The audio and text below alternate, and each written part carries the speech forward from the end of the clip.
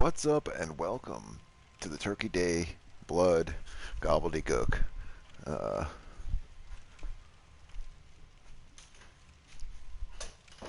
okay, so gotta fix that door. Um, we need to talk about a bunch of shit. We need to get through some chalice dungeons. We need to get some revenge on our enemies. There's a couple of hunters I think that kicked our ass.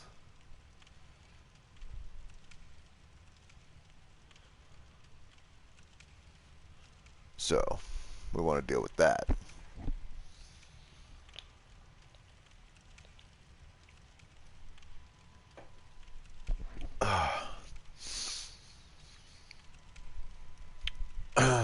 So right now we're in the chalice dungeons. We are actually in a side dungeon in the chalice dungeons.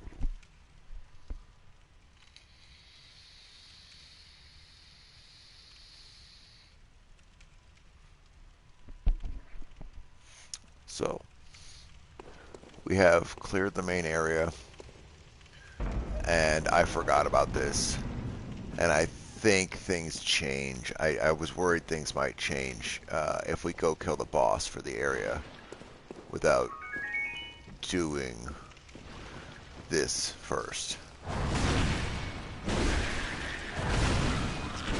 Fuck these scorpions, holy shit. You don't want to be near those when they explode and die, because they pop some poison in the area. And it's throwing poison darts and explosives. Who do we have hiding out over here? I hear somebody sloshing around. There you are. There you are. This guy's gonna have a projectile, so I want to watch out. I don't know where the big guy is. He must be above us. I just hear his feet, and I figured he might be under here somewhere. Looks like no. Oh, nice. Hello, buddy.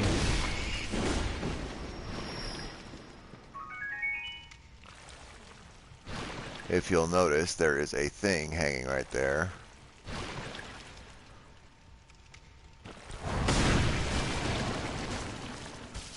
Uh-oh. Is it gonna get us? Is it gonna get us? Alright. It didn't get us.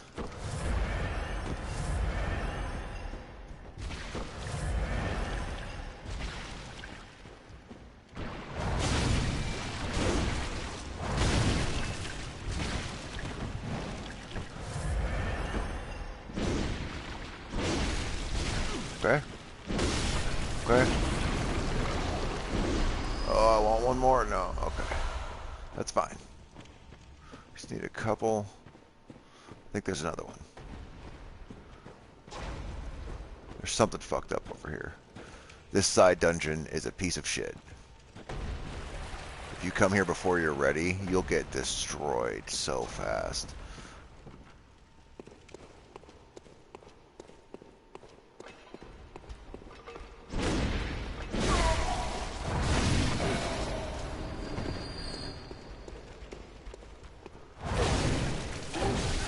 Shit. Okay. Oh, look at that. We've got a body up there in the center. I want the big motherfucker who's wandering around above where we were. And also the two guys trying to kill me from up there. Hey, guys.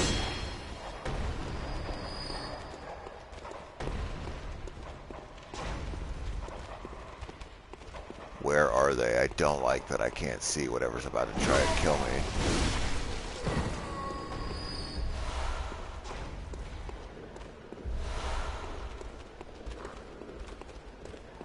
It sounds as if it's stuck in the floor underneath us almost. Maybe we missed an area. There's our big guy. I took the ritual blood. What are you gonna do about it?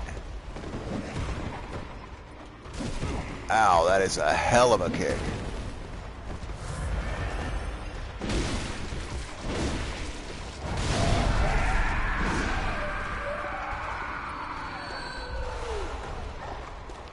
level 3 ritual blood. That's good.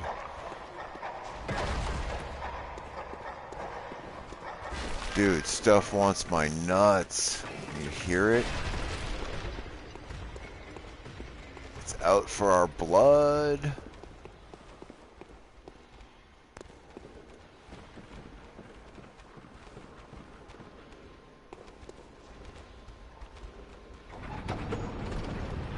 Drop the fucking bridge. Hopefully. Yeah? Alright. But, what's up here? Because it sounds like there's a bunch of shit in here. Dogs!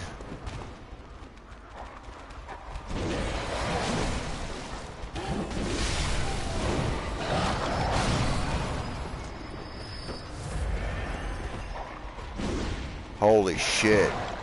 Just everything, huh? Dude, it's like a fucking orgy. Oh my god. Oh. Oh. You like that gangster escape? I stuck the sword in the side of the fucking hill and used it to brace our fall, so we didn't... Holy shit. That's what you might call excessive. Sometimes you've just gotta bail. We're going right back.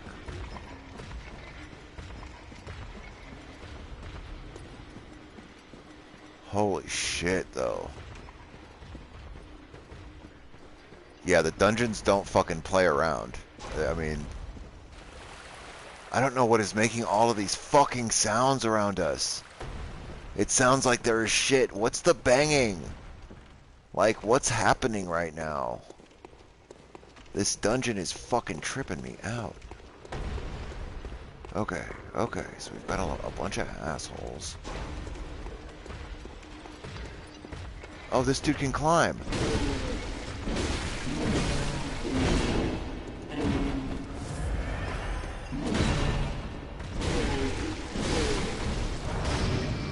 Okay. Nice. A level 3 tempering gem. That could end up being really nice. Possibly. Depending on which one it ends up being.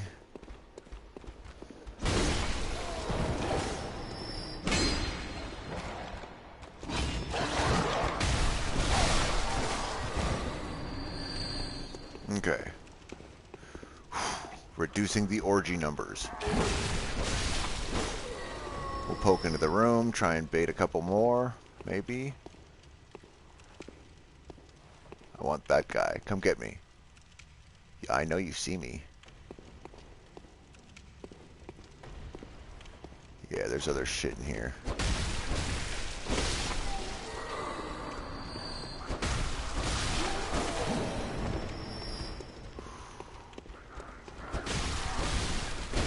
Those guys do a lot of damage, I know that.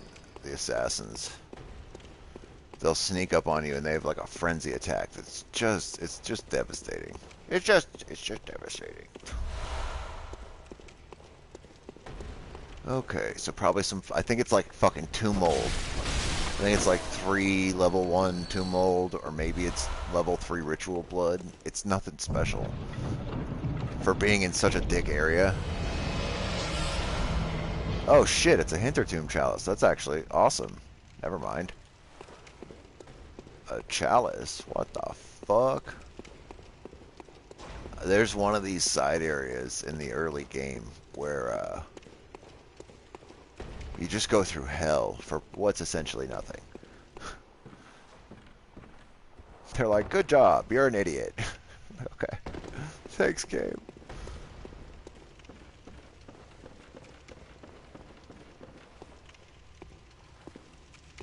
If we look around, we see some what appear to be armor-clad people.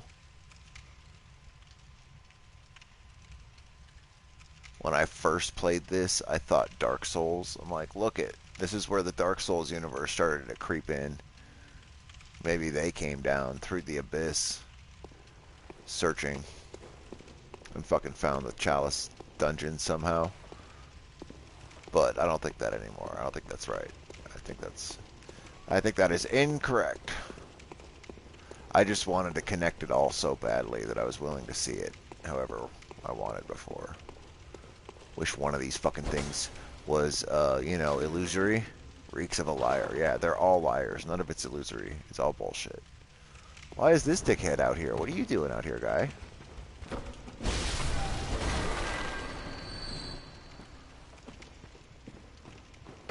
This is the area we started in.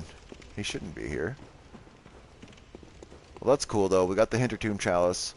So that's the big fucking get right here. I mean, that's great. But we've already been through here. Before the stream, I was killing and such. So everything's dead. We only have 10 blood vials, but I don't know what the boss is here. And why not go try and kill it? I don't see any reason to fucking go refill on 10 vials. Oh shit, we're gonna die.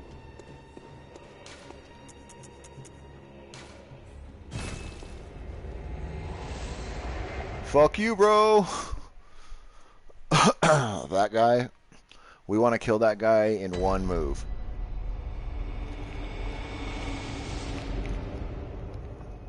Not a single strike, I mean, but like, I don't want to die a bunch to him. Which means we're going to go spend our soul echoes, our memories of horrible events. Which is also interesting because we're basically feeding them to this doll. I feel like that somehow plays into something.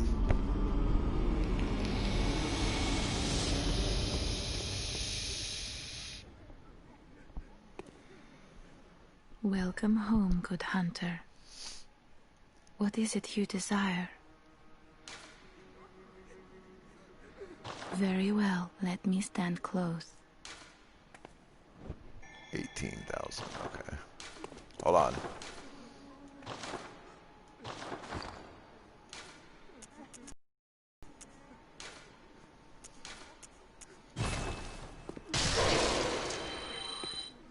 There.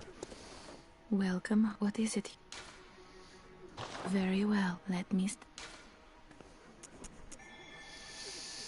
Now.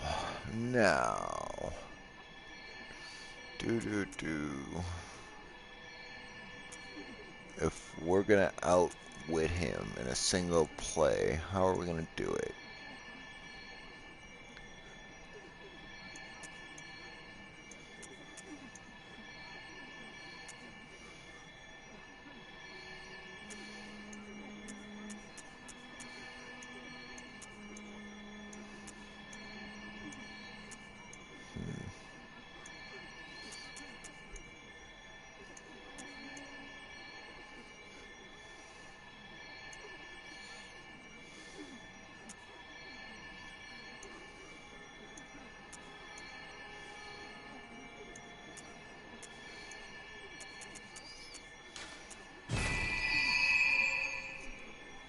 If I can swing that fucking sword one more time. Farewell, good hunter. That'll do it. May you find your worth in... I appreciate it, but shush. We will find our worth. Fuck, so he's fire, and his weapon and his armor is weak to... It's extremely weak to something. The bone ash set. What's it weak to? It's weak to bolt, probably, because it's an armor and not a garb.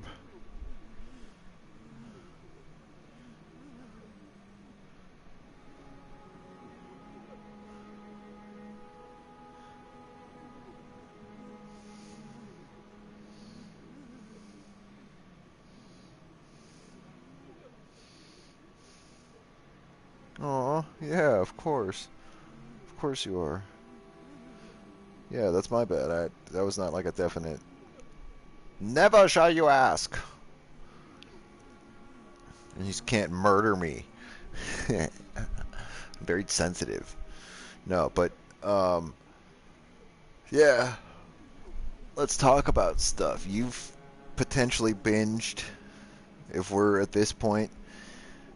You've probably seen a couple of things about Bloodborne. So if you want to know, if you have questions, you have theories, let's talk about them. Because I love this stuff. It's currently what I'm eating, breathing, sleeping, and dreaming about. Again, I just every time I get into it, I fall in love with it. It's just so much fun. The lore is great. The runes are great. So that's the big difference right now in where we were from where we are. We are in a place where we can use runes now. I went and killed the witches of Hemwick off camera because it is the whole area is just so fucking boring. Until we can go to Canehurst, there's no fucking point to be there. It's just a side area, and the witch fight it was a wet fart. I mean, it was not anything. I personally really enjoy it, but from a visual perspective, I understand why it is extremely stupid because you're watching someone run aimlessly around a room looking for an invisible enemy and dodging shadow enemies until they find it, and then we beat it for a little while. Like, it's very unappealing. So I did that off camera so that we could have access to our runes and we aren't missing much. And then we can go back and explore the Charnel Lane, Hemwick, whenever we want, without having to worry about the pressure of having to go fight the witch at the end of it. You know, if we're down on blood vials, who gives a shit? Because there are a couple reasons to go back. A couple dialogues. But yeah, fill me up with your questions, with your whatever. Comment about whatever you see or want to talk about. Tell me things. Talk to me. Imbue me with your blood, or whatever, you know.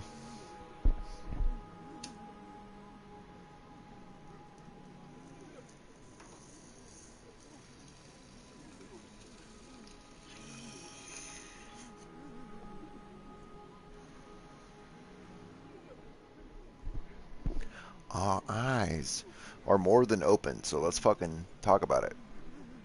Hit me.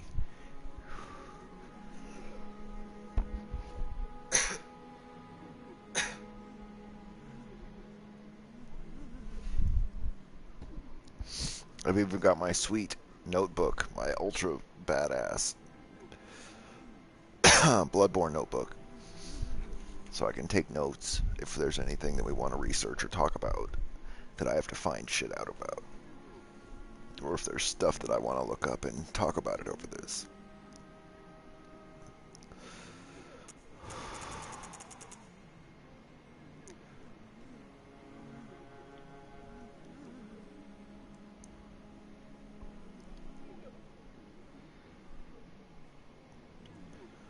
During the killing, 2 hunters.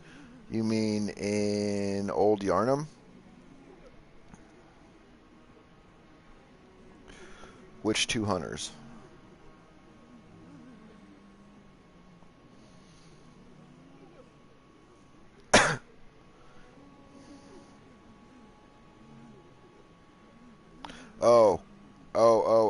Oh, wait. You're talking about the 2 dickheads that killed me last time. The ones that we want revenge on right now. Yeah. That's actually why we're wearing the special outfit we're wearing, if those guys are the ones you're talking about.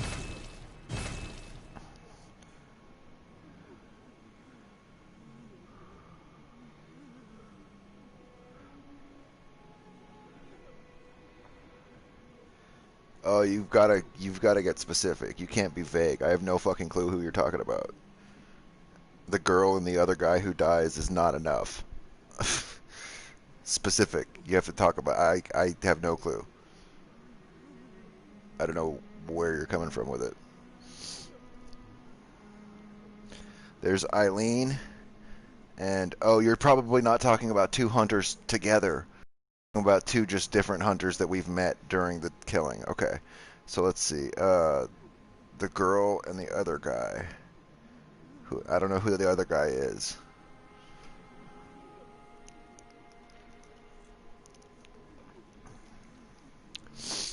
You can't say random shit I need to know.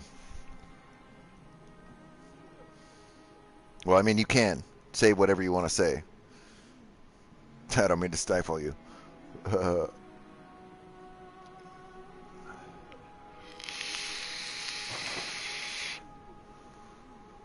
Alright, while you figure it out, I'm gonna head out. I'm gonna head out to the hunters.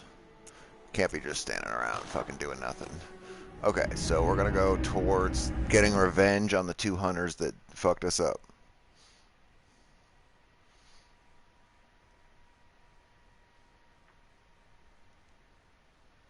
Alfred.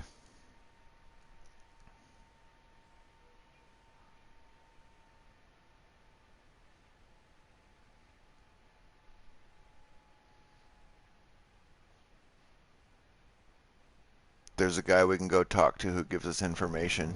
His name's Alfred. So our whole group of people is here, though. Everybody that we can save is now in the church. We have our old lady, our suspicious man, Amelia, and Ariana. And this makes me happy. This is like progress to me. Because this is the best we can do in this shitty situation, is to give these survivors this nice little place to live while they can.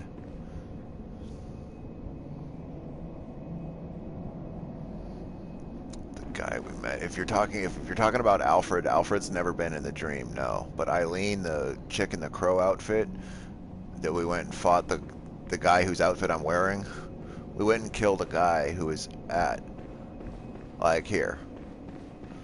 I can't do random the chick and the guy. I don't know who you're fucking talking about, so we have to nail it down. It's not enough. There's too many chicks and guys in places that are fucking places. Yeah, you know the one guy by the gravestone? Well, every 10 feet there's a gravestone, so no. There was Father Gascoigne that was here. He was a boss that became a werewolf. And then there was Heinrich, who is his friend, who was here, and I'm wearing his clothes. And we killed him with this chick. This is Eileen. Remember the names and say them when you need to refer to who they are. Because I don't like this chick. This is Eileen. Her name is Eileen. Try to keep your hands clean. Yeah, keep your hands clean. Leave the hunting of hunters to me. I've been killing hunters, Eileen. I'm sorry. I'm gonna keep killing hunters. You're gonna get over it. So Heinrich is Gascoigne's friend. He found out that not only was Gascoigne dead, but the girl in the house that gave us the music box, we sent her off to die. So he is upset about that a little bit. That's why he was here waiting for us to come back through to fuck us up. But I guess Eileen's like, nah, fam. Because he was hostile towards everyone. So she's like, he's blood drunk. But I think he had motives to kill specifically everyone and find us. That might have been what he was doing. Anyway.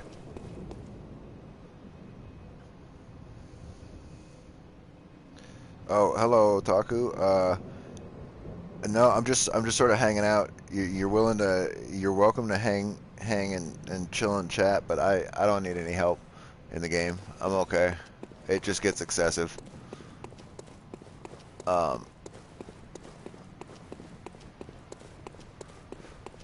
But yeah, so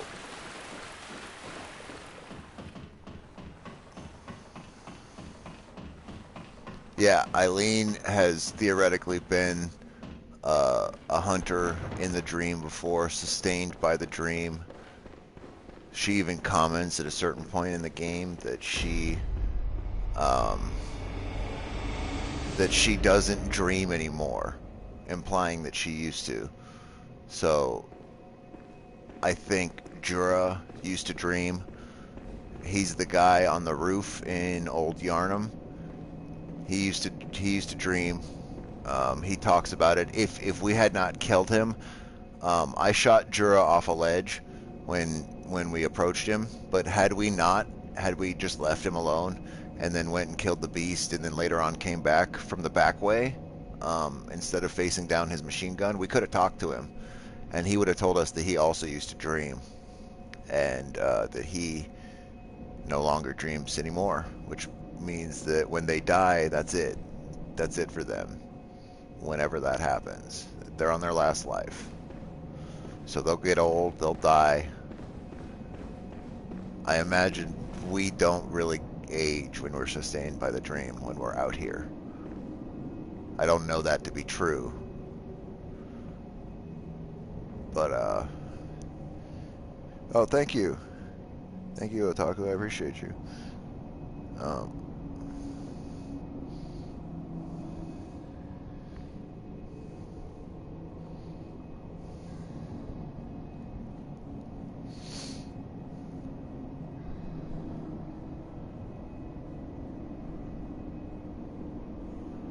But yeah, there's been a couple of hunters that absolutely have been through the dream before, which is what's interesting because I don't know what that means in regards to the way things work, like canonically, right? So we're in this area, right? All the shit's going down, it's getting crazy. But Eileen is here, and Jura's here, and they're on their last life. But somehow the cycle's still repeating. Like, here's why I think the cycle repeats. Okay? We die a lot. It happens. We get killed, we come back. C'est la vie. And I imagine that other hunters that have been sustained by the dream also died frequently. But if you watch some of the videos from like Mitch L and JSF and Redgrave, right? Right. Some of the stuff we've been talking about and watching recently. Then you'll understand that the Bolt Hunter's mark might very well be the recollection of some event that is so horrible that it carved. They remember the mark. They wrote it down, like trying to remember a dream right afterwards. So I think that that represents, like, if we were to get killed by Gurman at the end of the game, we would wake up again in the day of Yarnum, and the town looks way different than it did all right now. It's an angle of the town we've never seen before as far as we're concerned. It's not like, oh shit, there's the clock tower, or you know what I mean? It's just some image of a city that looks markedly different from where we're currently standing. So, to me, this is all some sort of a dream influence. Maybe time is being influenced by the Elder Ones, or the Great Ones, or whatever the fucking Cthulhu Eldritch gods are, you know. All of them. They might have encapsulated the area in time so that it's living in a loop. Because the Eileen gives us 2 marks. She'll give us 2 Bolt Hunters marks. And I don't know how many Jura gives us because we killed him. And I kill him too often to remember if he gives us Bolt Hunter marks, how many he gives us. But oftentimes we find them in groupings of 2. We don't find 4. We don't find 3. We don't find 1. We find 2. Which to me signifies that fucking what's going on with it is like there's maybe been 2 cycles, or some people have seen 2 full cycles somehow and have had the hunter's emblem carved on separate occasions twice in their brain. They were the one that the moon hunter picked, or maybe one of several that the moon hunter or the moon presence picked, and that in remembrance of that, or maybe even afterwards in that cycle, their remembrance of it, if not sustained by the dream, caused them to generate a Bolt Hunter's mark, which we then take from them in this 3rd iteration of it. And that, I don't know. I have no concept of it, because if we let Gurman kill us at the end of the dream, then the cycle repeats. We play the game again, guess what's happening? You know, we play through to New Game Plus, if we wake up, oh, well, the cycle repeated again. But we broke the cycle. Why did it repeat again? What the fuck? You know? And so it's like, there's no concrete, well, it finished. And that could just be, again, gameplay considerations. You continue playing, whatever. But as far as finality is concerned, how the fuck are the people that live here dealing with it? What do they see when the fucking cycle ends? What's going on for them? Do they see, if we die and from Gurman and wake up in the normal looking city in the morning when the sun comes up, where's Eileen? She dies here. Does she? Does Jura die here? Where the fuck are they in the normal world? Where's this dickhead? When we get killed by Gurman, if we do at the end, where do all these people end up? What happens to them? Are they all part of some fucking fever dream that we're having on the fucking lab table after we get a blood transfusion? You know, is it something that is occurring for only people that are afflicted with the scourge or being touched by some eldritch truth? There's just like a fucking ward full of people like zonked out in what is essentially like a fucking eldritch matrix. They see this twisted dream as opposed to reality. Whereas, I don't know about you, but whether it's night or not, I can go places. And if the whole world at night turned into a place with demons and wolves and all kinds of crazy shit, then what's left in the morning? What's even left? Because we fucking kill everything here. And if you imagine for a second that we come from the Hunter's Dream to Yusefka's clinic, and imagine that I just never stop. What if I just killed everything? What if I just moved through the entire city and killed every single thing on the streets, every one of this dickhead, the crows, the fucking bagmen, everyone. Every single thing that I come across dies. And I never touch a lantern. And I never theoretically let an area, you know, quote unquote load. It's just, fuck you. I'm gonna finish this point, bagman. There's nothing you can do about it.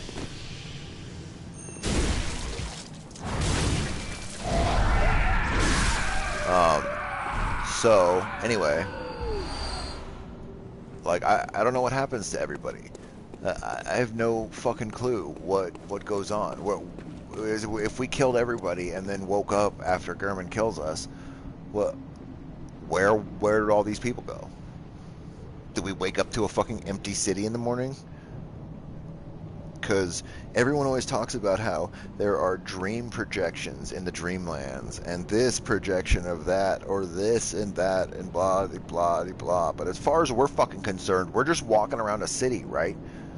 So if we're in the waking world right now, what state is it fucking in when the sun rises? Is it in this state? Is it whatever people we like manage to get to survive that are, you know, rambling? They're ravaging lunatics. Everybody's fucking lost it by the end of the night. But in the morning, we wake up as if like, oh, look at this is the real world. And it's like, well, where the fuck were we then? Is it just showing us maybe an angle of us on the other side of Yusefka's clinic? Because it sure doesn't fucking look like that area.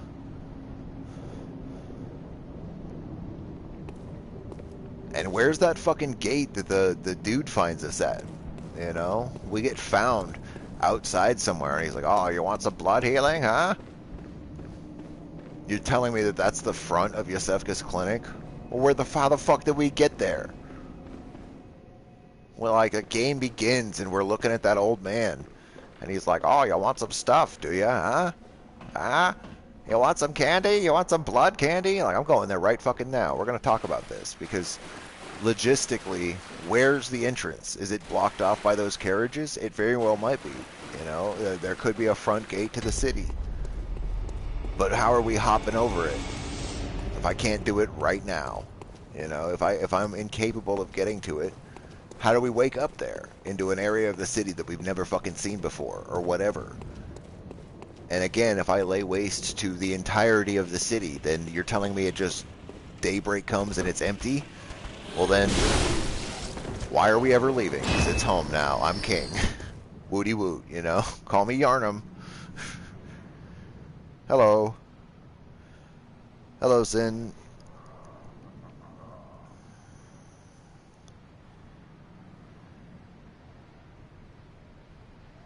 No, yeah, you lose your memory, but you might have an inkling of what had happened, as if like that's what the bold hunter's mark is it's like you wake up and you're like, oh my god,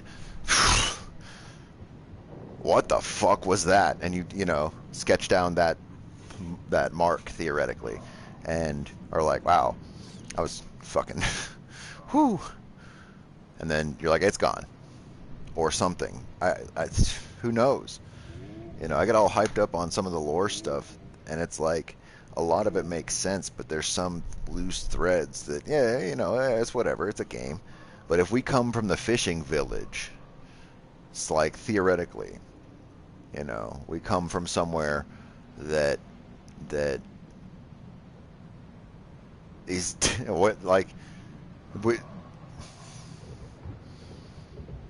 when we get to the fishing village, it's the nightmare version of it, right? Okay, so then what? That would imply that there's a real one, right? But there's an amygdala here that takes us there. So is that fucking thing real in the morning? Is it still on the building? Because we can't kill that shit. Is it still there? You know, like, does all that shit just mystically smoke evade, just vanish? It just goes away like a fart. I don't think so. It's either real or it's not. The waking world either has gods in it or it doesn't. And if so, then what happens to everybody? Everybody remains blood drunk. They remain fucked up. They remain in a state that they were in after the end of the night, which at the point that we reach is not good. So if that cycle has repeated, then that's all fine and good. But again, the populace has been worn down. They're broken. And so if they all lose their memories after it, like, yeah, okay, you might lose your memory of the hunt or of Gurman or of the dream or whatever. But then what happens when you walk up to Eileen? Because she remembers you after her memory of the dream has already been erased. Or maybe not Eileen because of circumstances, but you get my point. Say we encountered somebody that happened to have survived the fucking night, and they see us on the street the next day, and they're like, hey, thanks. And we're like, huh? I'm just some dude that fishes. And they're like, what? You were Mighty Thor last night with a fucking, like a giant two-handed sword, and you came in fucking teleporting. Like, what? I'd never seen anything like it. And you're like, no, that's not me. And they're like, oh, it was you. No one wears those stupid goggles. Like, oh, I don't know what you're talking about. And they'd be like, well, that's weird. And so if this has happened more than once, then that incident has occurred. So how is there not a cult of people that are like, hey, shit is all kinds of wrong. Everything is weird. Nothing's adding up.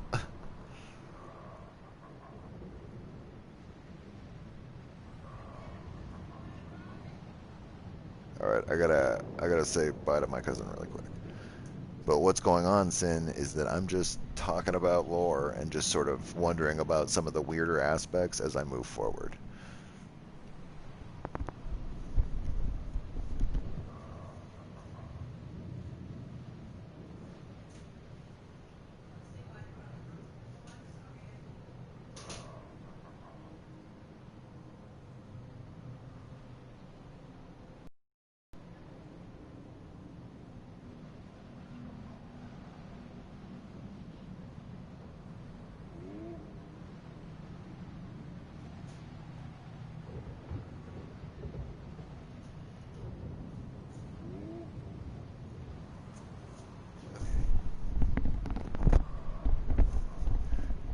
That's funny. Okay.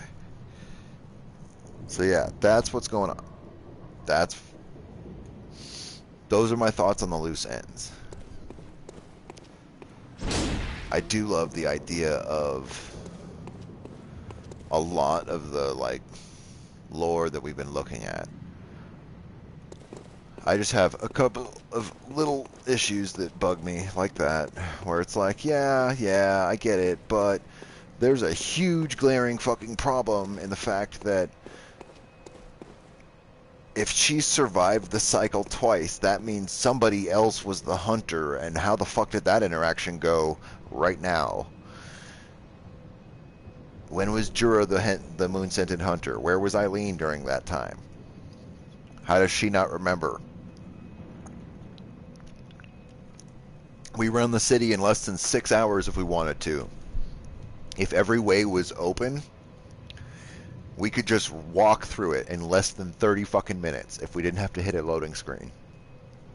For sure.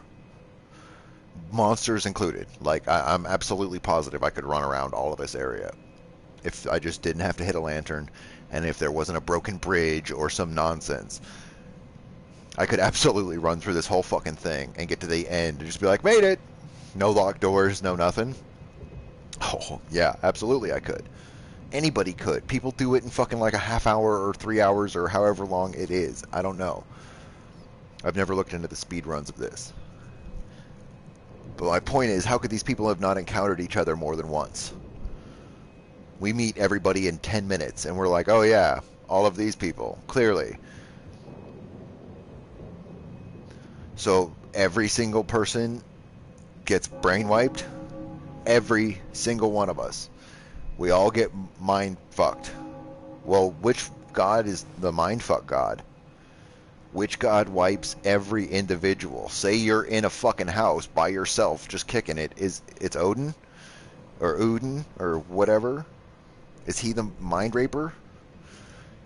Because somebody has to wipe everyone's memory if they're wiping anyone's. So every time a moon-scented hunter falls, the whole fucking planet gets brain fucked. All of a sudden I'm like, you guys smell toast? Did I just have a stroke? What was I doing yesterday? Because some asshole in Lithuania or wherever the fuck this is gets, christened? Or some bullshit? Like, I don't fucking think so. How strong are these things? Because it doesn't imply that. They seem to be all powerful in the area, but it's because they're feeding off of stuff. And I think it's directly related to the parasites of different varieties. Whether they be phantasm, whether they be vermin, whether it be some sort of a blood. Because I was watching one of the Redgrave things, and he was talking about, of course, the mercury in the blood for Odin, and that Quicksilver is a name for... Look at it, it's dripping with fucking not normal blood, but the metal within the blood, the mercury within the blood specifically. That's why they're Quicksilver bullets. And that in and of itself is fucking fascinating, because it's like, yeah, so the blood's being poisoned. And we know that from a number of the fucking things. In different ways, all of the blood is being affected.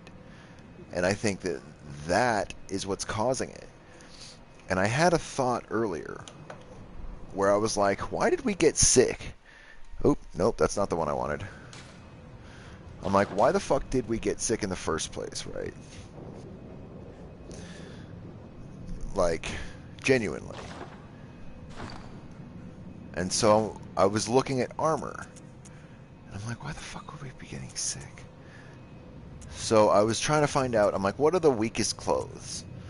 And so if you look at the resistances over here, damage reductions, isn't that interesting?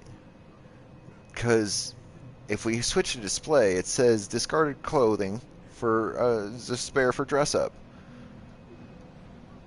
It exudes a slight warmth. Oh, this doesn't say it. I guess that was a Dark Souls outfit. These are not fighters' clothing, is my point. Look at the damage reduction.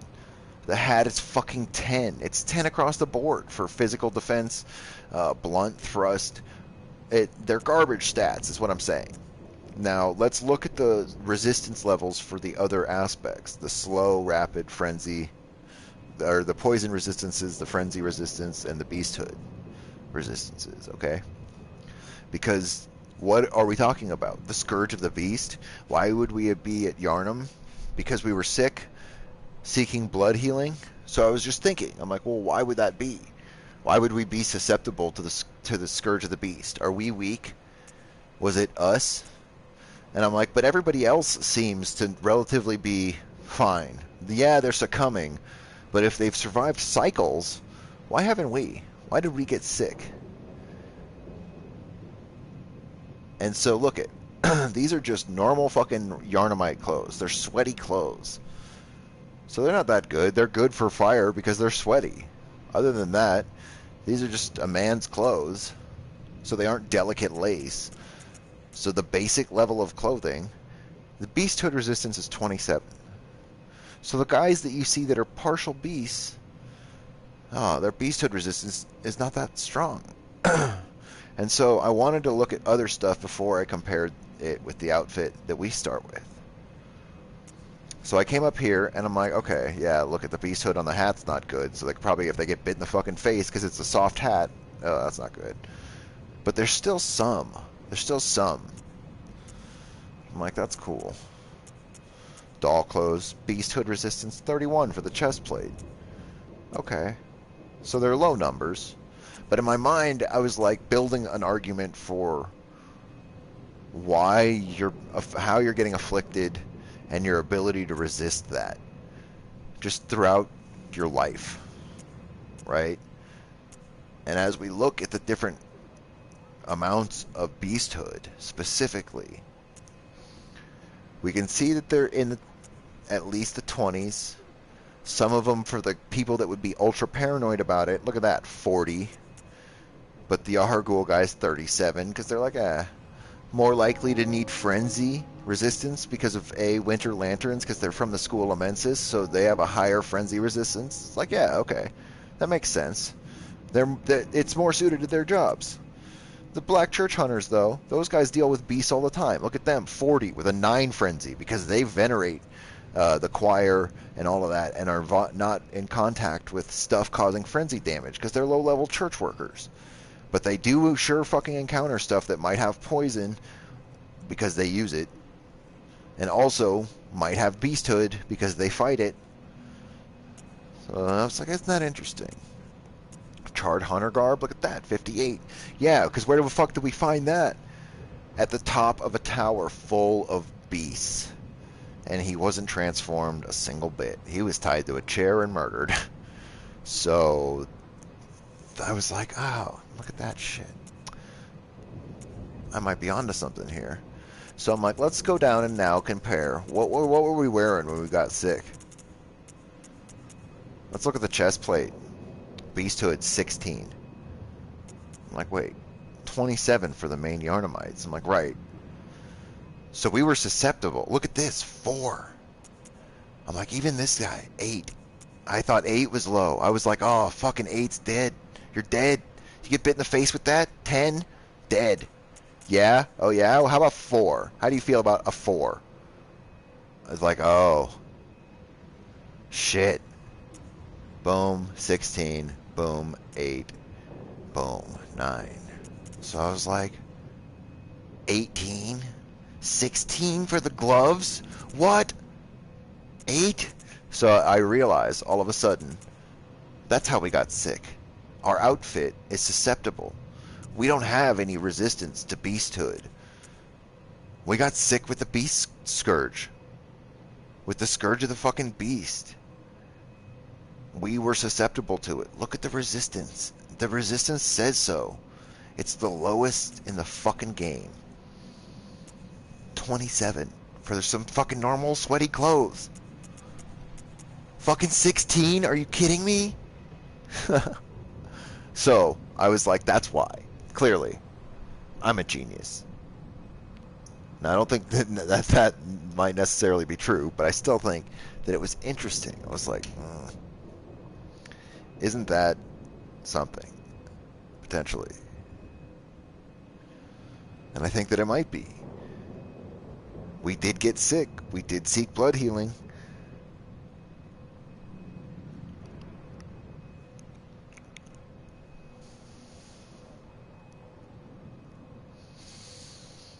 I don't know. Maybe I'm fucking crazy.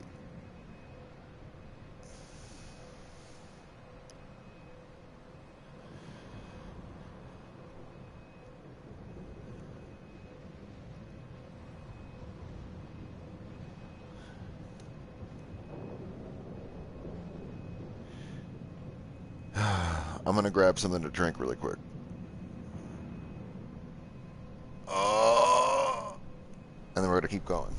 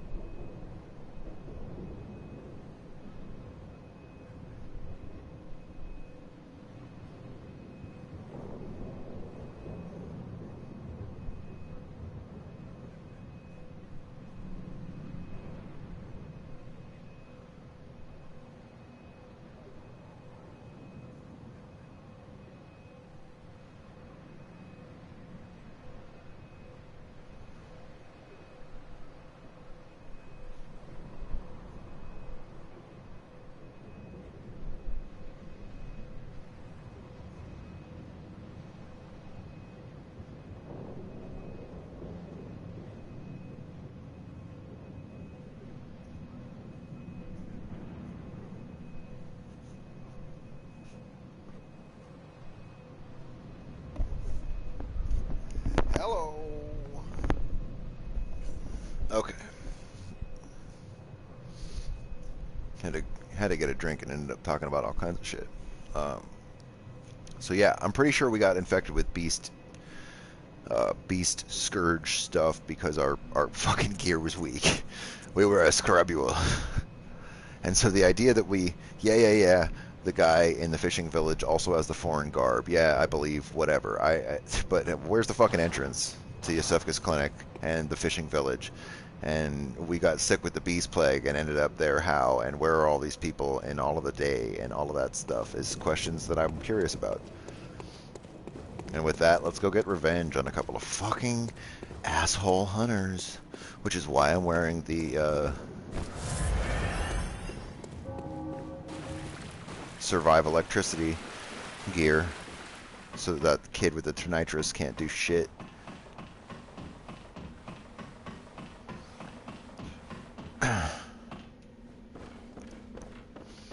I say kid. They're, what's that pronunciation you love? Yahargul.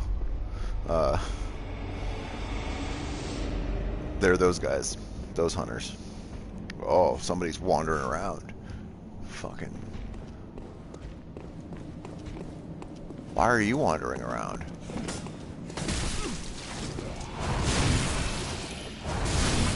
Okay. What's up, bro? What's up, bro? What's up? Why are you wandering? What are you doing? What are you doing out of your cage?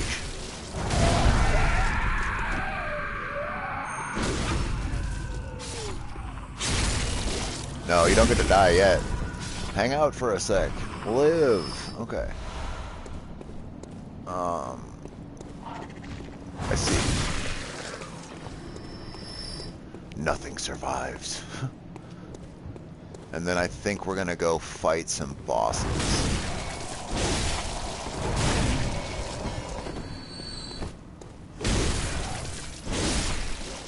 Alright.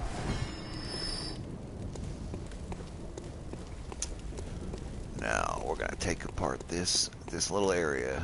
We need to disassemble it. See how it works. Step 1, kill the guy with the scythe. Step 2, back away so the giant doesn't trigger on you. Step 3, or whatever, you know. Next part, wait for those assholes on the stairs to come up and notice you. You want to get one of them to notice you before the other one. Oh, well.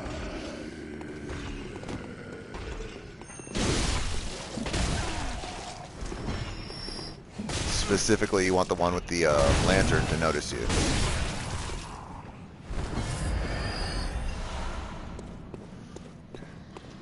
Now you want to get the guy over here with the repeating pistol before you fight the giant, because this guy's an asshole.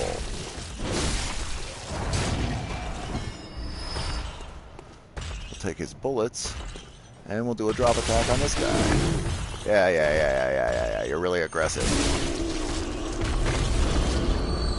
Alright.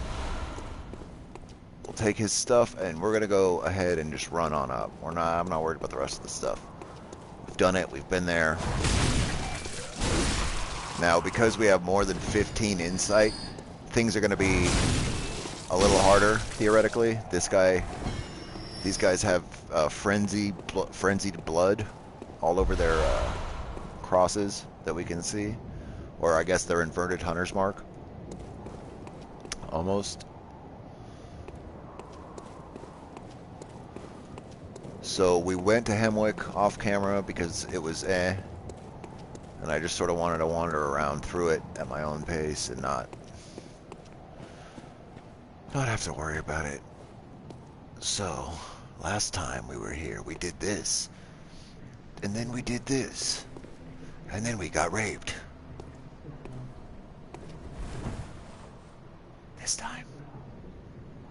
This time we do better. Shh.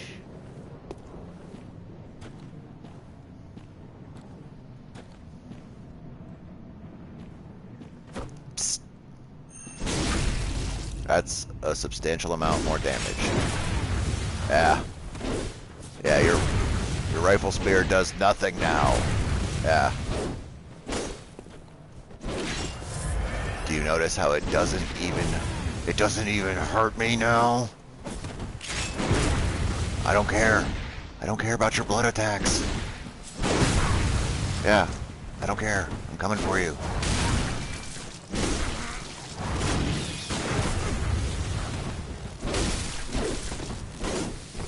The Tonitrus I might care about. I guess I do. Your friend is dead. What shall you do? Did you just fucking challenge me? Did you just fucking scrub challenge me? Son. You have a shield and a Tonitrus. Oh wow. To be fair, that was good. That hurt a lot.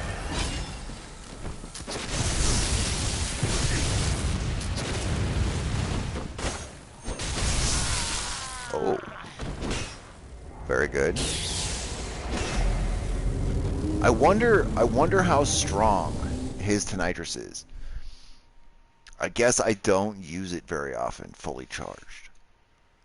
And ours is only a +3, so... yeah, that was good. This shit does a lot of damage. That bolt shit. Woo! Bolt is strong. But it's okay. We'll go back and get him right now. It's a one-on-one. It'll be a good fight. He has an electric mace. We're going to come back with an electric sword. And we'll compare the two. I prepared just in case he did that. I was like, I don't know that we'll survive the Tonitrus if he whacks us with it.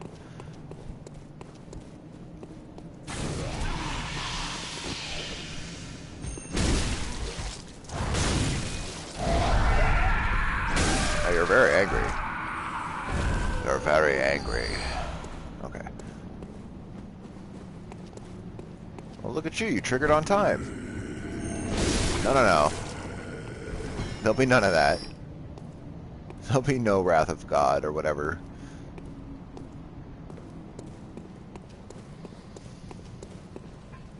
Hi, your friend's dead.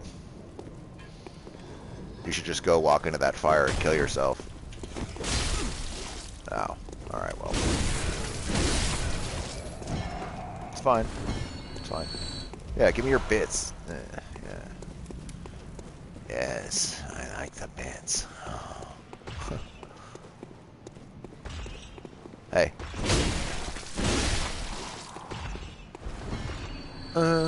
Then we hang out on the stairs. We'll just sit and wait here.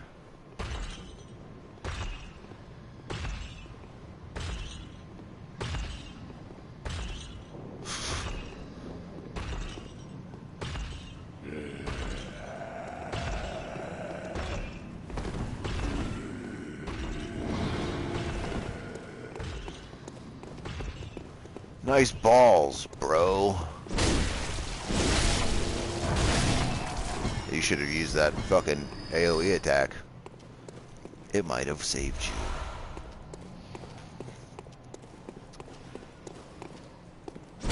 It is the most effective way to deal with this area because you will never fail.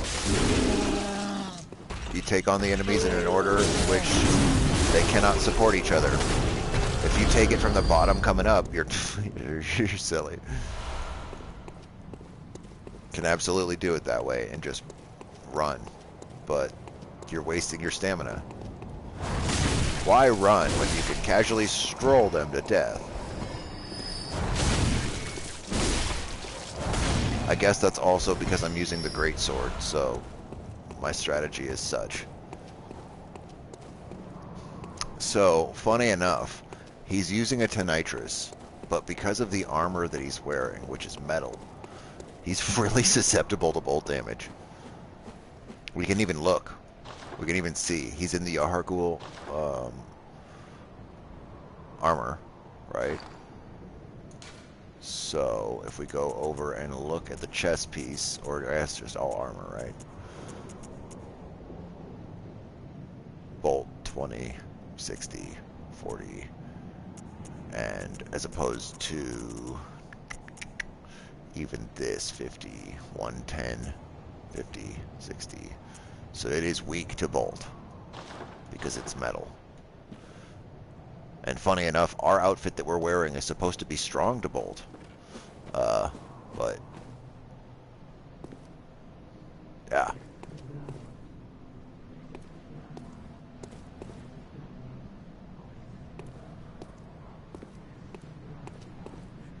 The guy behind us is looking for help.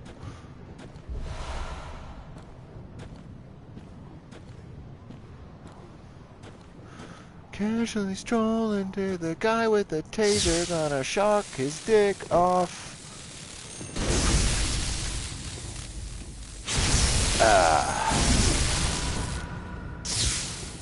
You still live? Oh, you're so lucky. Suck it, nerd. Thanks for the bolt paper, though. And my stuff back. Hey, I hear you in here whispering. Bless us with blood. No. Bless us with blood. No.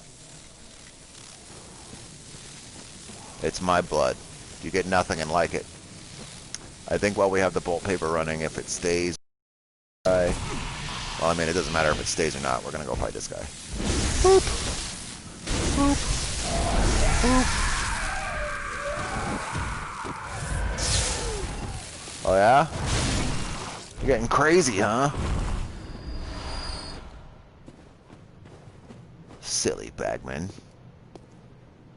It's a bagman. It's a bagman. Oh, you little fucker. No, no, no, no, no.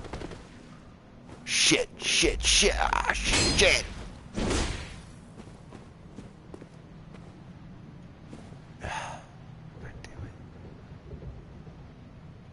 it. I'm so sad by that. It's okay. We have. We're gonna come back here a couple of times, just running around.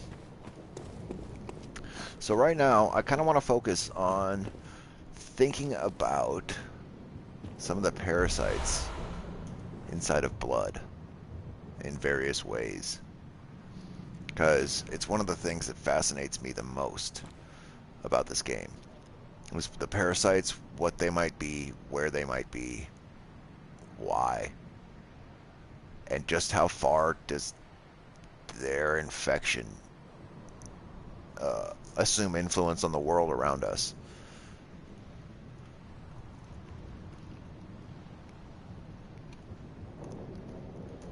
Because a lot of the videos that I've been mainlining recently have gotten me all excited about the possibility of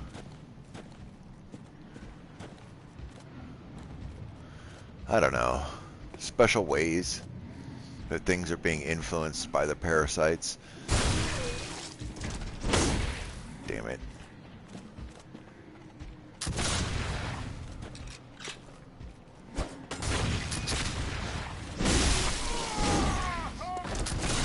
Ow.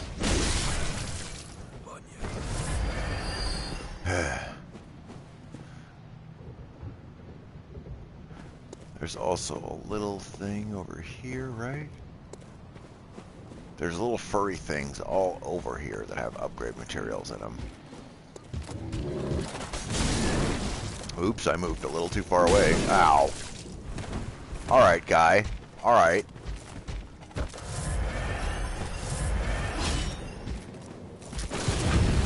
Yeah, you think you're slick? Lay down. Wow, you went from being fine to coated in blood. Well, I ran at him and then I exploded. Like, yeah. Good.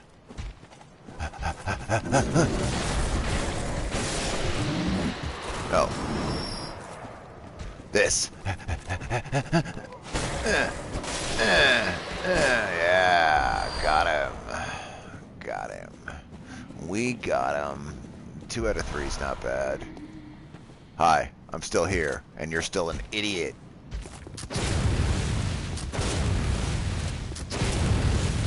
What? What?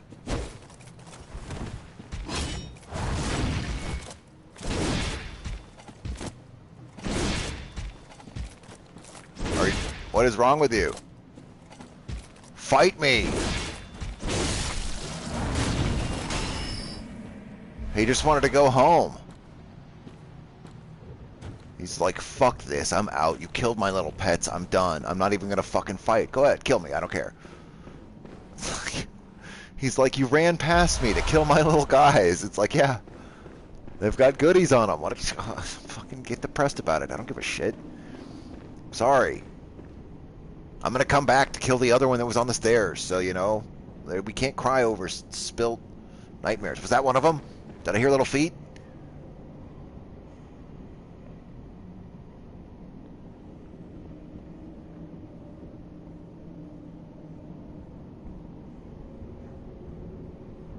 You sure can feel the weight of that motherfucking thing. I can't see you, but I know you're there. And you smell like actual poop. You smell like poop. Watch him come out and be like, nah, actually the amygdala smell so pleasant that it's in fact frightening. They smell like a warm baked cookie. I hate cookies. They're like, oh, well then, a smoothie? Bullets? Yeah. Yeah, bullets. Oh, yeah. Excellent. Okay, now they're dead. Now let's go kill Amelia. Everybody's dead! Everybody's dead! Everybody! They're all dead! Okay. Hello? Bless us with blood. No. Bless us with No. Fucking... I can still hear you. Shut up! blood. Bless us with blood. I'm gonna shit on your doorstep. Here. Wait. This is for you. Have a fucking coin. Go buy your own blood. Okay, so I think that there's one of those nightmares around the corner over here. Or maybe on the staircase up there. Yeah, you! Give me your stuff! Oh, just some shards. Eh. Nothing too spectacular there. I still want it. Don't get me wrong. I'm not saying I'm too good for some basic blood, you know, bloodstone shards. I got there. Sorry. Yeah. Everybody wants to kill the crows on the roof because they fucking know what's up. They saw me kill those two guys, so they can't survive. They know too much. They've seen too much.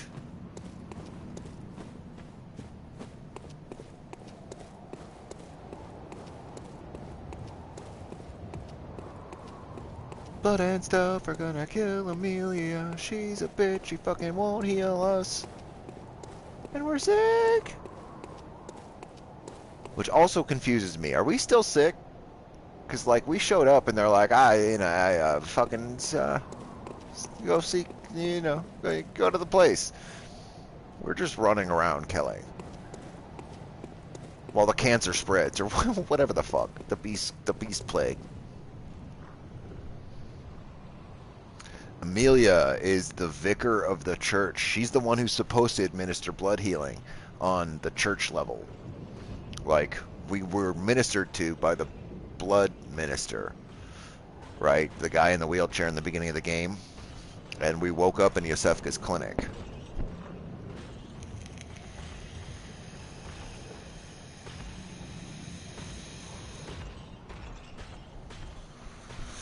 But if we look at Yosefka's stuff, we've got a blood vial from her. Look at it. It's fucking yellow.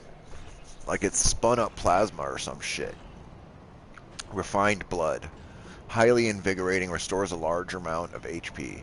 The product is a slow and careful refinement process of a slow and careful refinement process. Sorry, this rare blood vial appears to be a clinic original. So what I'm assuming happened, based on the progression of things, is that we were ministered to. They gave us the blood. We woke up moon-scented hunter, and the next person that we talked to about it is Gilbert, the guy in Central Yarnum inside the window who gives us the flamethrower eventually. And he tells us that if we're looking for pale blood, he also doesn't know what the fuck we're talking about, but we should seek the vicar of the church. We should go to the church, but that the entrance is blocked off on nights of the hunt. And so that was what had prompted us to go through the sewers and all of that other shit to get to where Gascoigne was through the Temple of Odin and take that entrance.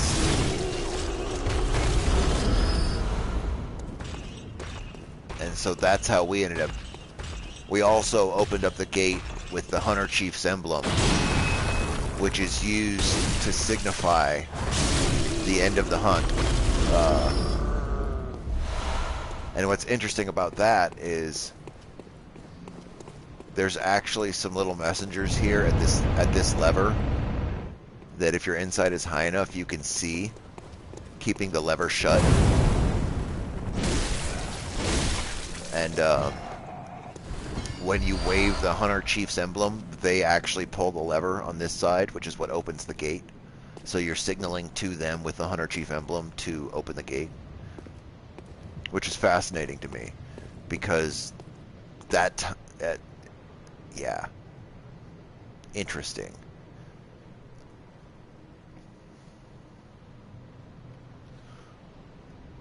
Implying that somehow the Hunter Chief is imbued with moon presence stuff. Because I mean, the Hunter Chief's emblem, we can buy from the shop, the messenger shop. So, you know, it's directly tied to the messengers. And so they are the ones that open up the door that allow us access through here when we pay them enough blood echoes. Because they're like, alright, here, we'll fucking let you in. We don't give a shit. Go cause chaos. Bring us more food. Blood echo us. And before we go talk to, what's her name? Amelia. That is a brain sucker. That fucking thing will take our insight away permanently. It will actually suck some of it out with an attack.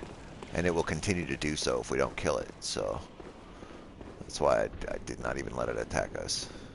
Sometimes I feel bad for him and I let him attack before I fucking murder him. And that ends up getting me killed. So this is where Alfred would have been in the past. Right? He's no longer there. He's moved on from this area.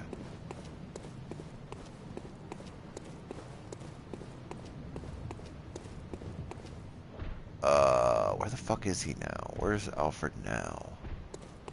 Oh yeah, this is the way to Bergenworth, which we will go to in a moment. Alfred now is... Shit, I have no fucking idea where he is. Where is that motherfucker? I think he moves here. Doesn't he move here after we fight Amelia, or... I don't remember. I just talked to him earlier this morning, too.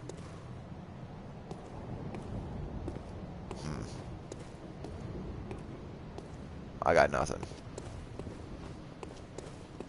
But we've got 36,000 echoes, which I feel like is a good enough prize to where if we die, it's worth fighting over against Amelia. And I actually think that I can handle her one-on-one. But I'm going to be a bitch, and I'm going to bring a distraction. I'm going to try to be the aggressor in the fight, though. But we're going to go ahead and summon Henriette. Also, there's some of these NPCs that I like to summon just for the sake of having them around. The messengers...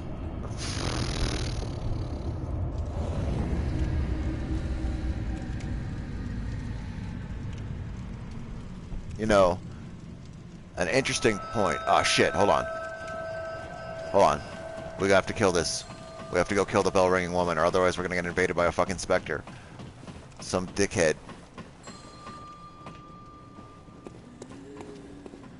Every time you summon somebody...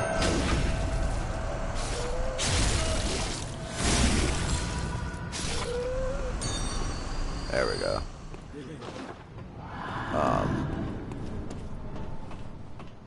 Oh, Henriette, I really wish you didn't come up here.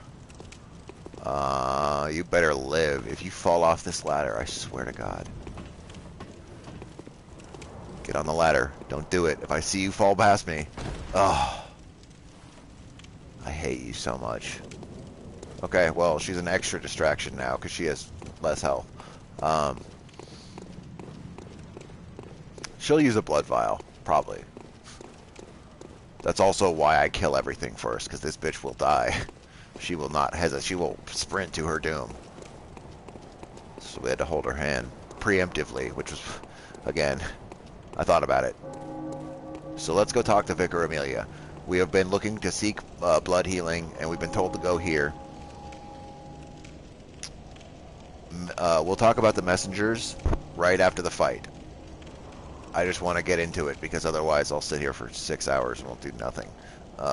It's weird that the amygdala statues are the ones that stand guard on either side of the church. That's, if you're looking for blood healing, you're like, what are the weird alien statues? That's odd.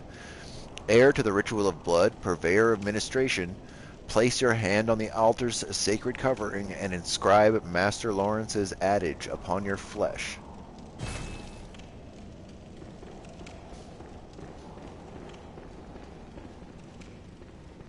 Fear the old blood would be the adage that we're talking about. So now, if we stop here before we get up there, we can see Amelia.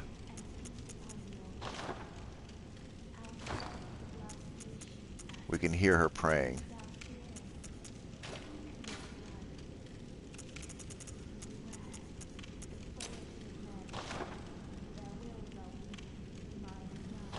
Let's do it.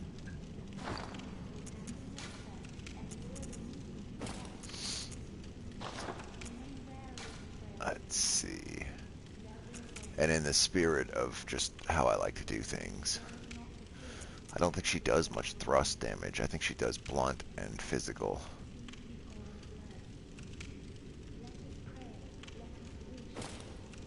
So I'm going to go ahead and just rock the normal hunter garb.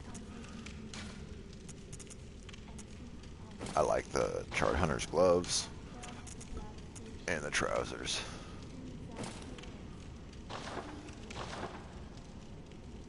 Excellent. Alright. Now we're ready to fight.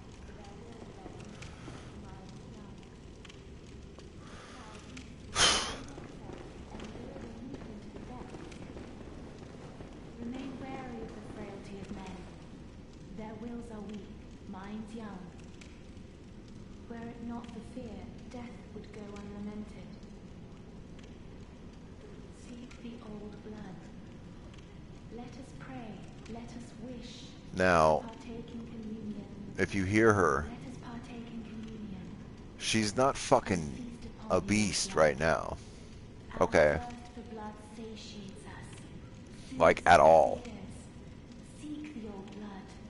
But you know what's interesting? Beware. The frailty of Look men. at the moonlight. Their wills are weak. It's bright as shit in here.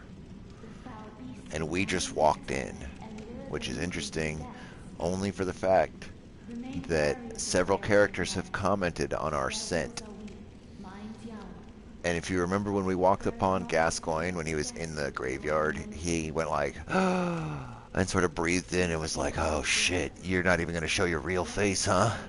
Because he could smell the fucking moon presence on us. Everyone's like, oh, what the fuck is that smell? Oh, that's fucking interesting. They all comment on it. And if we've learned anything from the lore videos we've been watching, our scent might be what triggers Amelia's transformation right now.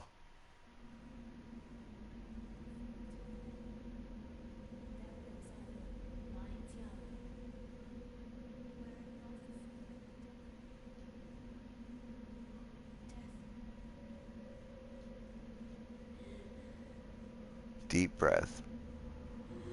Trying to focus. As if the scent is overcoming her.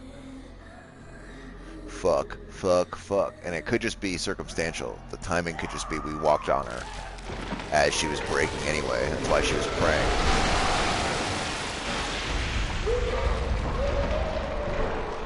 But they always say that the stronger that the clerics always turn into the most monstrous beasts. And here we have evidence of one hell of a monstrous beast. This is Vicar Amelia.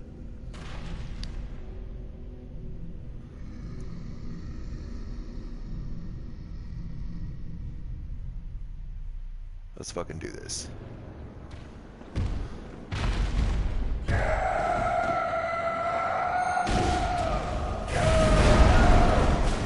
Now, one thing this boss hates is fire. She's a beast, so she is very, very susceptible to fire.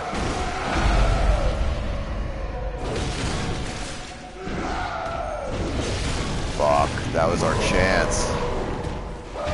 A visceral.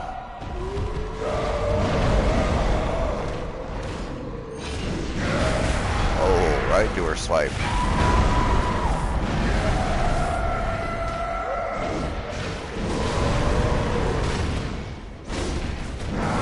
And you can see she just has a massive health pool. We're doing a consistent amount of damage. A lot of it. She just doesn't give a fuck.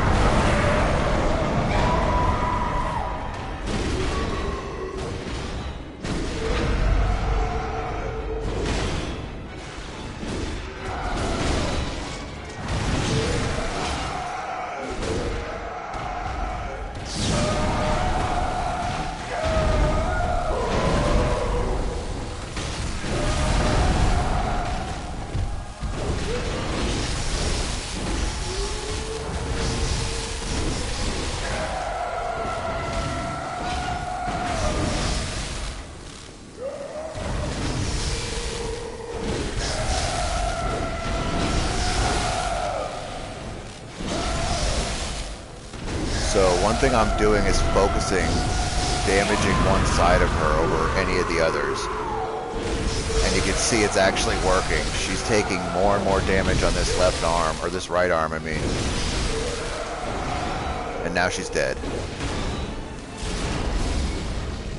But we do that to continually stagger her and cut through her bestial armor. Have a coin. Thank you, Henriette. I feel like you might have been an excessive bring for this. We'll go ahead and light this lamp. And in killing Vicar Amelia right now, we have just progressed the night forward. Time will now progress. And we'll go ahead and inscribe Master Lawrence's adage upon our flesh. Boom, boom.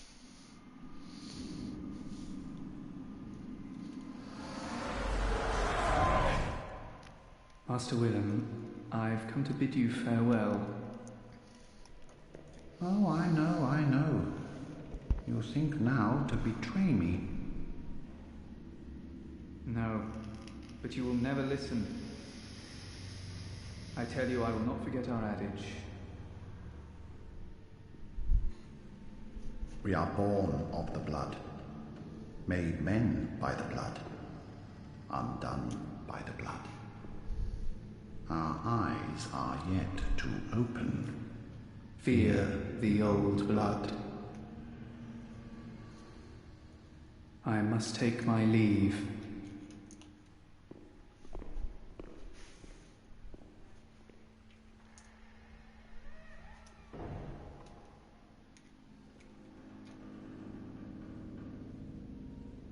By the gods, fear it, Lawrence.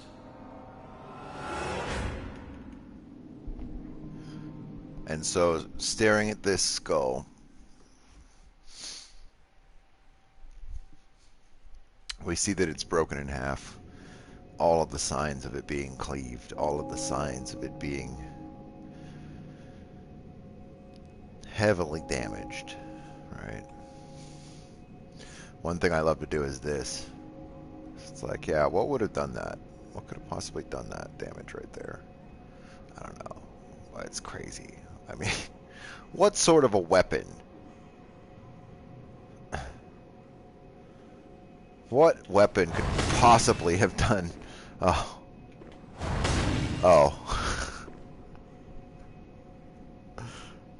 Wait. What weapon could have possibly... I don't know. We can buy it from the messengers. There's a chance that Lawrence turned and was killed. Because, think about it. Everybody says that Brador fucking killed Lawrence and is wearing his skin. Like, oh yeah? Maybe Brador was summoned for the fucking fight. Maybe he was there. But this is a Moon-Scented Hunter's weapon. Look at it. You fucking don't think so? No? Maybe it was Ludwig. I don't think so. I don't think it was the horseman himself with the Moonlight Greatsword. I think it was somebody who had a very large sword. Specific. I don't know who he was traveling with.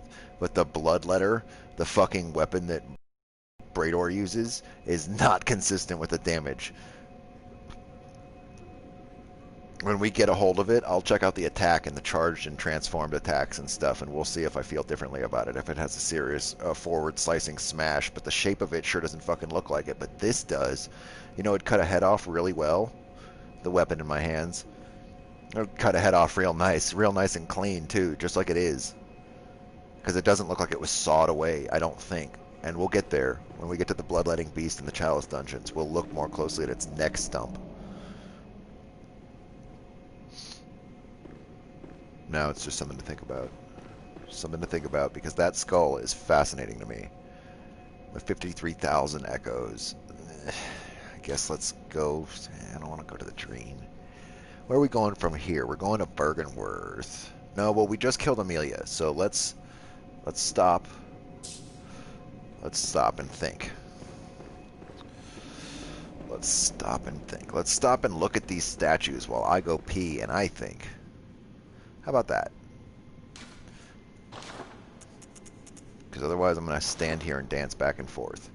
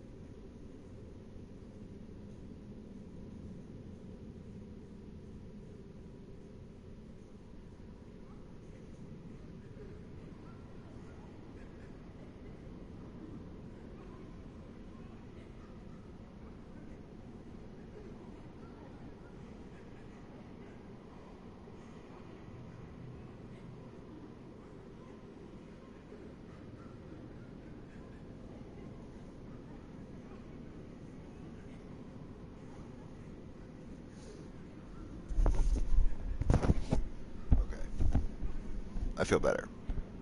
I feel better. Yay for me.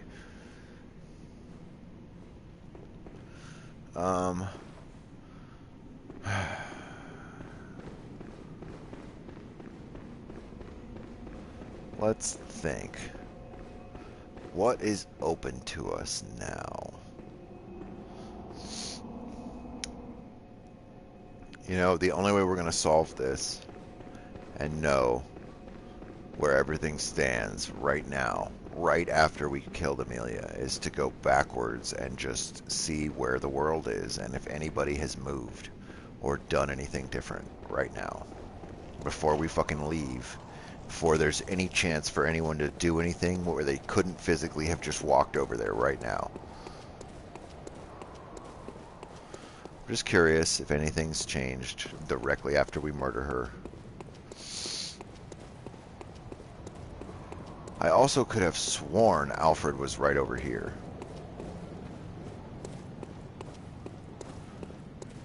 So if he's not here, that means he's in the other side of Cathedral Ward. Is all that means. So let's double check.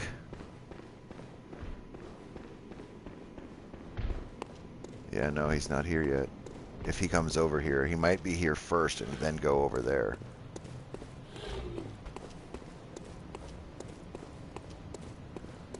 While we're here, I'm going to crack the door. Because I love listening to the password guy. The password.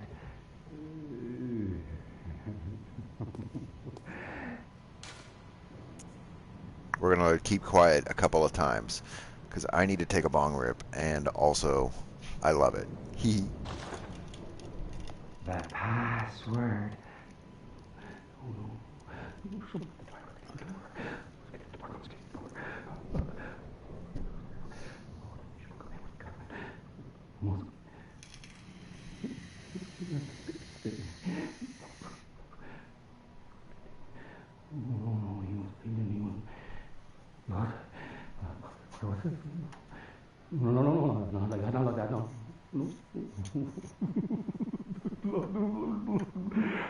Get the door, Amos.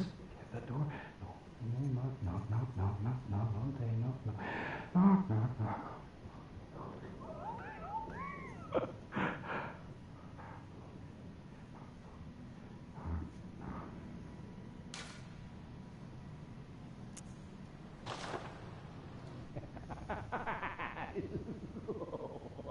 The password.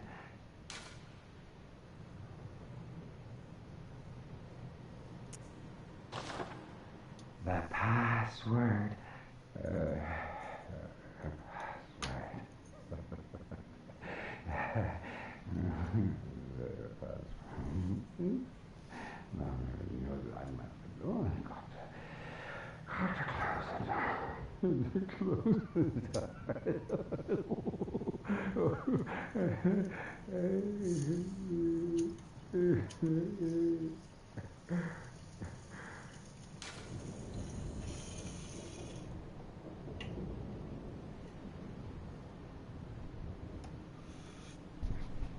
So, this dude's fucking losing his mind.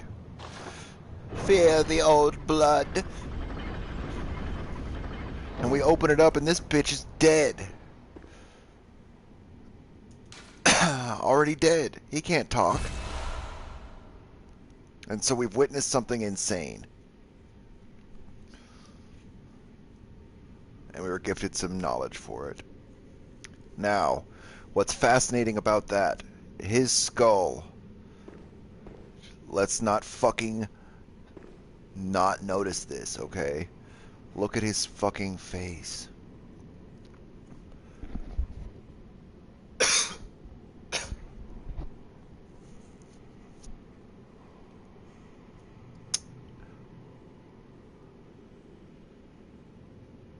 He doesn't look like he's transformed. He said something bit him.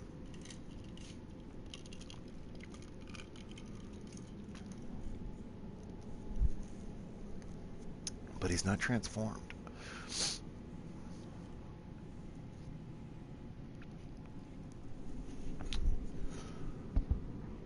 Clearly he was frenzied and had lost his mind. But he had some insight. He wasn't an idiot. He had a little knowledge. And that knowledge was echoing to us from inside of his fucking skull. Sometimes when we come across a dead body, it's holding on to something called madman's knowledge, okay? And we'll get to the messengers right now. Don't think I forgot. I hear you. I got you. So let's take a look at this a little closer. Look at that fucking image. It's a phantasm. And we don't own a phantasm currently, but we're going to get one. The Augur of Abretus is a great phantasm because it is a full-fledged slug. It has the exact same shape as this. The exact same fucking shape. Now this is used to gain insight. Skull of a madman touched by the wisdom of the great ones. So, making contact with eldritch wisdom is a blessing. For even if it drives one mad, it allows one to serve a grander purpose for posterity. You can see his canines in his mouth are very pronounced. So it's showing that the skull, while being somewhat beast-like, very slightly,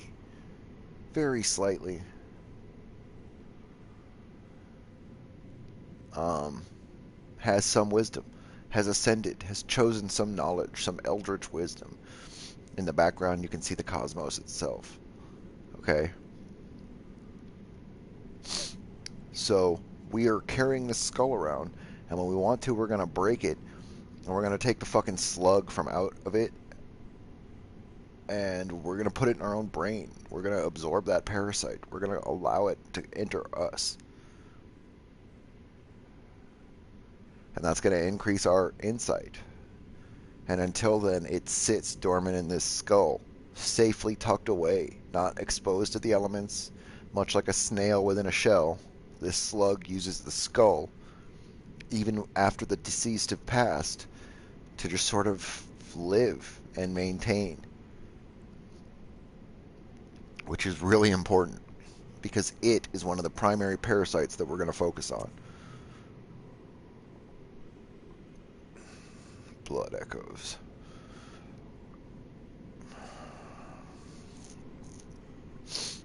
And I want to talk about cold blood dew, and I want to talk about blood echoes. But I don't want to get distracted. We've got a lot to talk about. So let's look at our gold pendant while we are here. This is the pendant of Vicar Amelia. This is what she was carrying. Used to change into a blood gem, which fortifies weapons. This pendant, passed down among the vicars who head the healing church, is a reminder of the cautionary adage, words that will open the gates of Bergenworth. So, while it says that it is her pendant, it says that it's passed down among the vicars. So what's interesting is that the note at the foot of the stairs says to go inscribe the adage of Master Lawrence upon our flesh, and then we take the golden pendant from Vicar Amelia, implying that we're the vicar now, that we are the head of the healing church.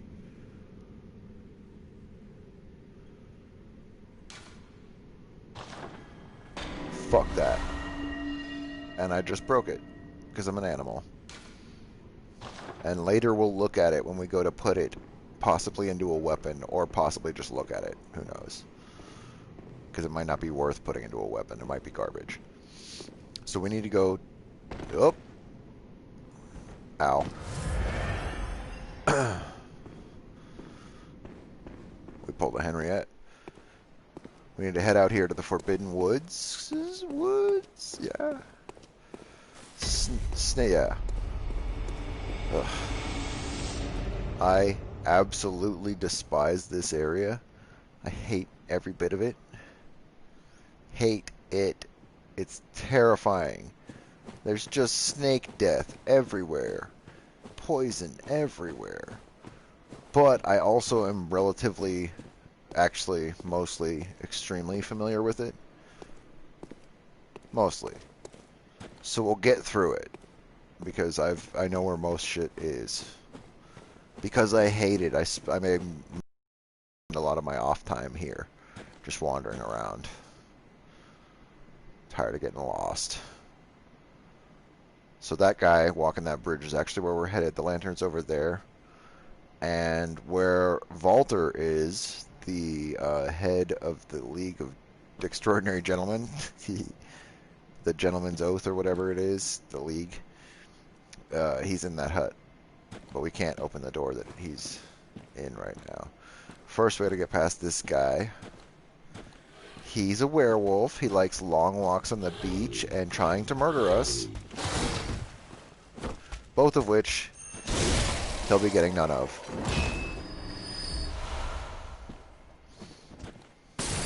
Ow, you fucking whore.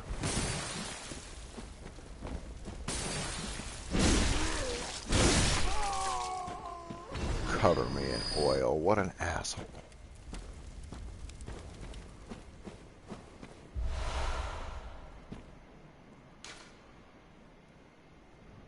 I wonder if we get naked.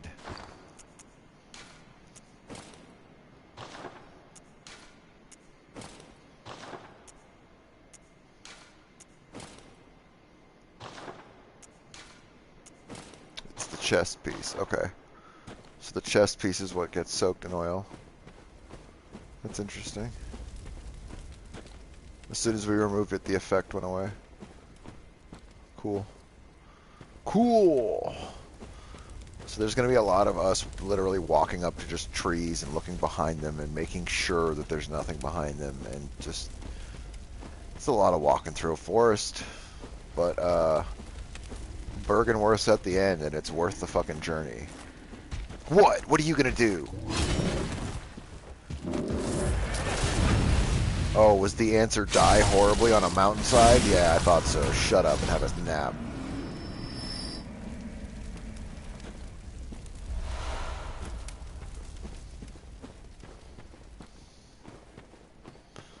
Get some stuff. We like the stuff. Guy saw something crazy.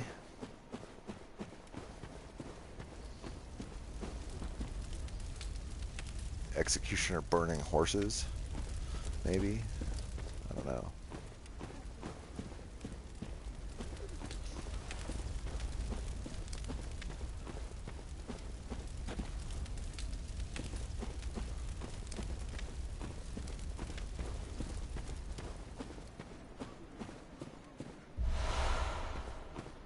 Alright. Now, is this the spot that we go this way? No.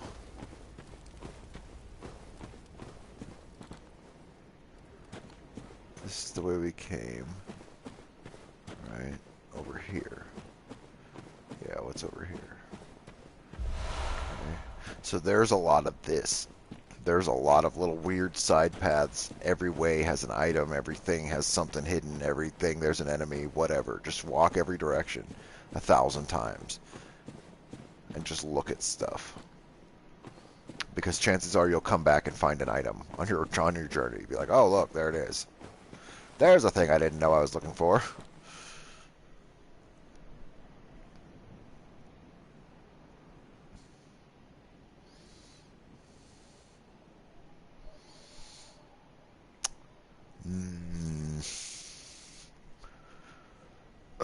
No, but the animals attack beasts. So I imagine that's how they're getting sick.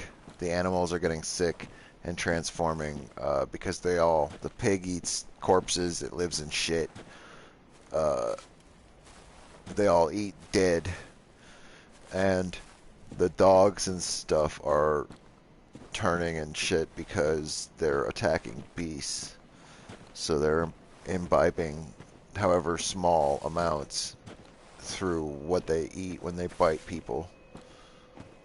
If you're infected and the dog bites you, it's infected, you know? So this is the door I'm talking about. Hold on. Asshole.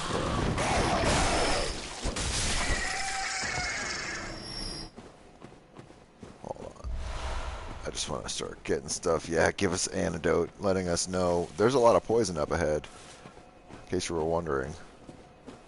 So, point being, we can't open this door. We have to go get to Volter from the other side. This would be the lantern that we'll use to do that in a little bit. But I just want to go forward a little. The guys are now in white church hunter garb, so they're actually the superiors of the guys in the black church hunter garb outfits, right? And I'm going to go forward and kill this guy, and we're actually going to head back out of here. Because we were just opening the door to Bergenworth along our way back. I still want to go see what things have changed in the main town. Which is why we aren't taking the lantern and why we haven't done anything. Why I'm not just sprinting ahead. Because we're actually leaving the area. I was just looking at stuff.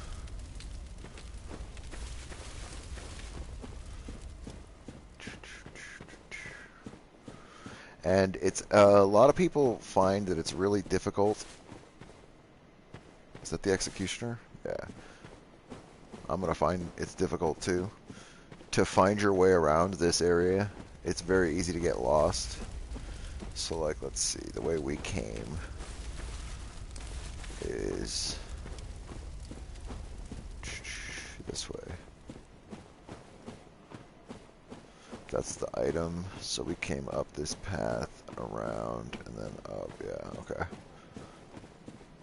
So it's very easy to get lost if you don't have like a very good sense of, I've been here before. I know that tree. I'm looking in this way, and now I know that it leads over here. And see, look, just by coming back up the way we came, we find some thick cold blood. Because we weren't looking over there and couldn't have seen it along the way. But because we're returning in a path less taken, which is the way all the way back, we get to see more. Look at that scrub just sitting there. That's so funny.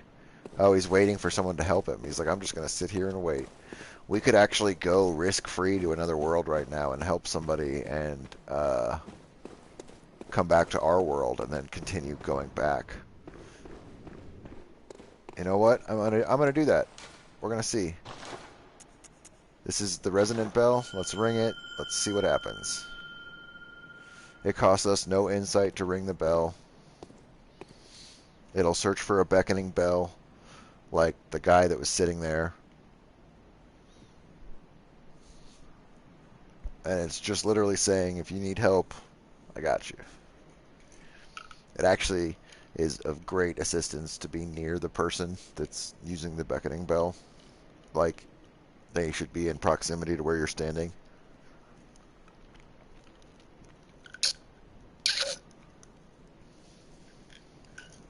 Otherwise, it can take forever and or not connect at all.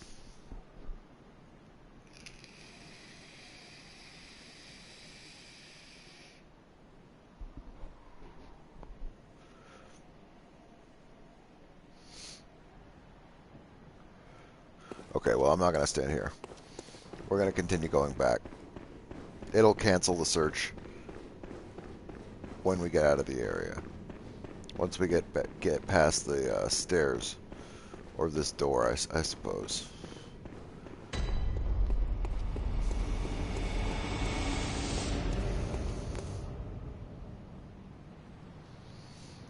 Okay, so messengers, right? It's theorized that the messengers work for the moon presence. Okay? That they're, like, essentially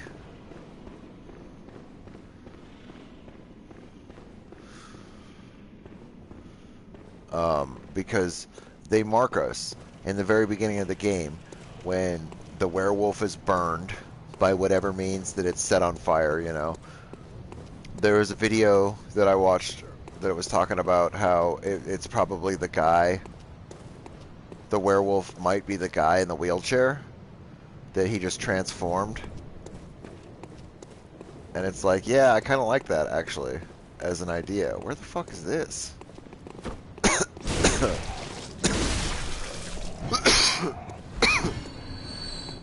Oh, I know where this is.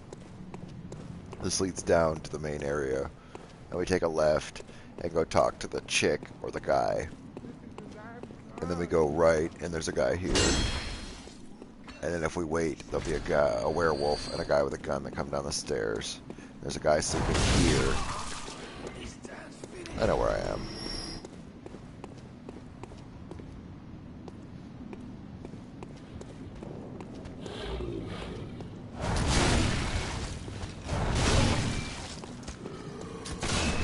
Ow, he got me.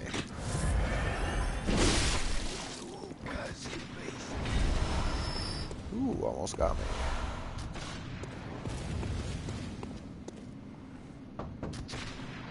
Oh, a hunter of beasts, are you? Yeah. Glory be. You know not the value you possess. So this is not the same guy that was here, remember? But more's the pity. The hours of the night are many, and the beasts more than I can count.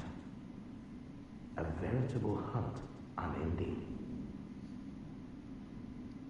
Not even death offers solace, and the blood imbibes you.